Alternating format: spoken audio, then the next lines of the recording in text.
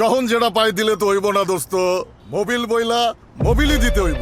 Mobil বইলা table দিলে তো হইব না। ঠিক মোবিল দিলে ইঞ্জিনে গাছ জমবো না, ক্ষয় হইব না, অতিরিক্ত গরমও হইব না, গাড়িও যখন তখন বয়া থাকবো না। তাইলে এখন থেকে সব ট্রাকে মোবিল ডেলবেক লেজেন্ডই দিমু।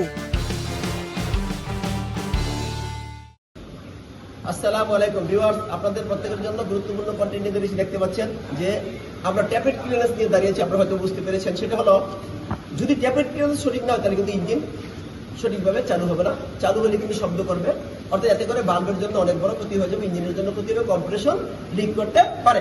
সেই জন্য ট্যাপেড ক্লিয়ারেন্স করতে গেলে আমাদের কিছু সিস্টেম জানা দরকার। সেটা হচ্ছে ট্যাপেড ক্লিয়ারেন্স করার সিস্টেম হচ্ছে, আবার যখন ট্যাপেড ক্লিয়ারেন্স করবো তখন অবশ্যই 4 নাম্বার সিলিন্ডারের এই বাল্ব দুটাকে এরকম ওভারল্যাপিং অবস্থা রাখবো, আর এটা কম্প্রেশন অবস্থা রাখবো। আমরা রেখেছি, দেখেন এই যে ওভারল্যাপিং অবস্থা রেখেছি, আর এটা কম্প্রেশন অবস্থা রাখবো। রাখার পরে যখনই আমরা ট্যাপেড ক্লিয়ারেন্স করতে যাবো তখন এটা যদি ঢিলা দিই, এখানে পুশ রড আছে, এটা যেহেতু ইনটেক বাল্ব আছে, এই ইনটেক বাল্ব এটা যখন ঢিলা দিব তখন কি হবে, এটার ভিতরে আমরা প্রবেশ করাবো। অর্থাৎ ইনটেক ম্যানিফোল্ডের সাথে লাগানো দেখতে পাচ্ছেন কিনা, তাহলে এটা হলো ইনটেক বাল্ব। এই ইনটেক বাল্বের কত রাখবো, 0.30 মিলিমিটার হচ্ছে তার গ্যাপ, ঠিক আছে। আর এক্সস্টের গ্যাপ কত, 0.5 মিলিমিটার নাকি।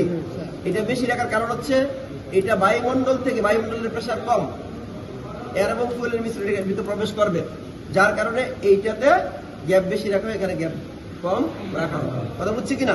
করার সিস্টেম হচ্ছে এটা ওভারল্যাপিং রাখতে হবে, আর এই দুটাকে ট্যাপেড ক্লিয়ারেন্স করতে হবে কম্প্রেসরে রেখে, আবার এই দুটাকে একসঙ্গে ওভারল্যাপিং রাখতে হবে, আবার ট্যাপেড ক্লিয়ারেন্স করতে হবে। এইভাবে করে আপনারা, অর্থাৎ প্রথমে করতে হবে আমার 1 এবং 4, পরে করতে হবে 2 এবং 3, অর্থাৎ একটা ওভারল্যাপিং রাখবো, একটা কম্প্রেসর রাখবো। এইভাবে করে আমরা কাজটা করে নেব।